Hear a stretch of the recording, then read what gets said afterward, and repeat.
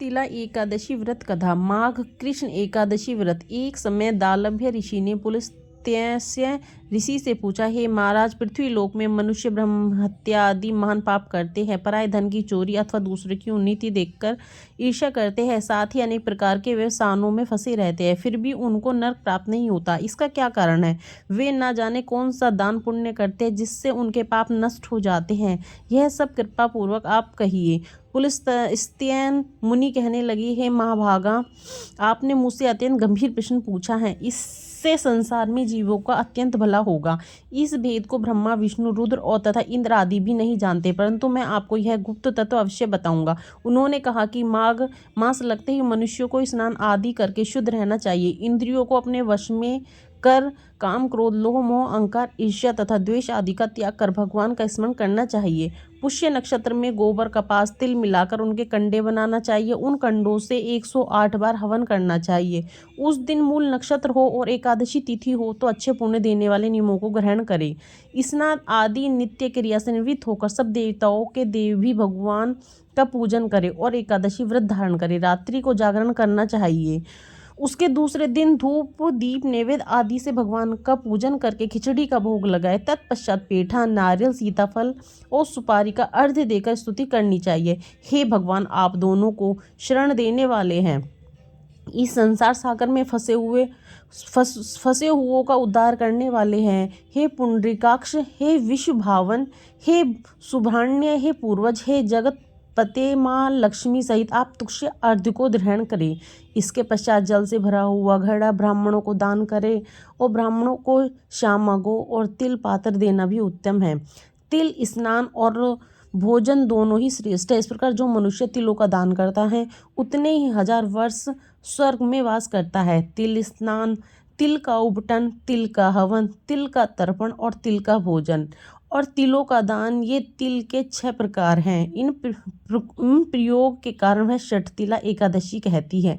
इस व्रत के करने से अनेक प्रकार के पाप नष्ट हो जाते हैं। इतना कहकर पुलस्त्य ऋषि कहने लगे कि अभी मैं तुमसे इस एकादशी की कथा कहता हूँ। एक समय नारद जी ने भगवान श्री विष्णु से यही प्रश्न किया और भगवान ने जो षटतिला एकादशी का महात्म्य नारद जी से कहा था सो मैं तुमसे कहता हूँ। भगवान ने नारद जी से कहा कि हे नारद, मैं तुमसे सत्य घटना कहता हूँ, ध्यान पूर्वक सुनो। प्राचीन काल में मृत्यु लोक में एक ब्राह्मणी रहती थी। वह सदैव व्रत करती थी। एक समय वह 1 मास तक व्रत करती रही, जिससे उसका शरीर बहुत दुर्बल हो गया।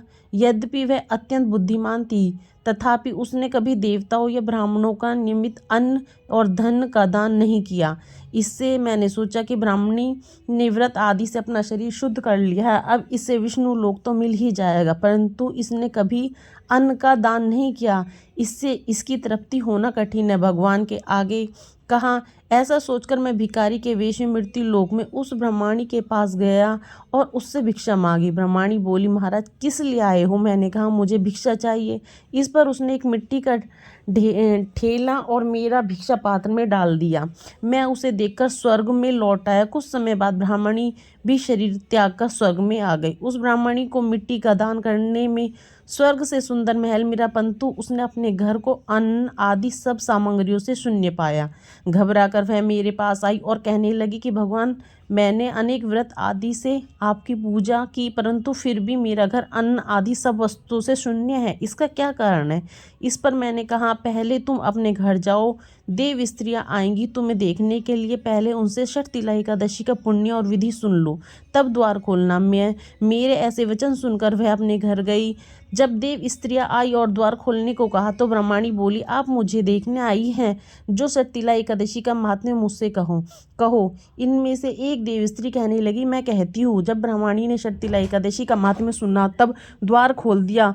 देवगणों ने उसको देखा कि ना तो वह गांधर्वी है और ना ही आसुरी है, वरन पहले जैसी मानुष्य। वह उस ब्राह्मणी ने उनके कथा अनुसार षटतिला एकादशी का व्रत किया। इसके प्रभाव से वह सुंदर रूपवती हो गई और उसका घर अन्न आदि समस्त सामग्रियों से युक्त हो गया। तब मनुष्य को मूर्खता त्याग कर षटतिला एकादशी का व्रत और लोभ न करके तिल आदि का दान करना चाहिए। इससे दुर्भाग्य, दरिद्रता और अनेक प्रकार के कष्ट दूर होते हैं और मोक्ष की प्राप्ति होती है। बोलो षटतिला एकादशी की जय।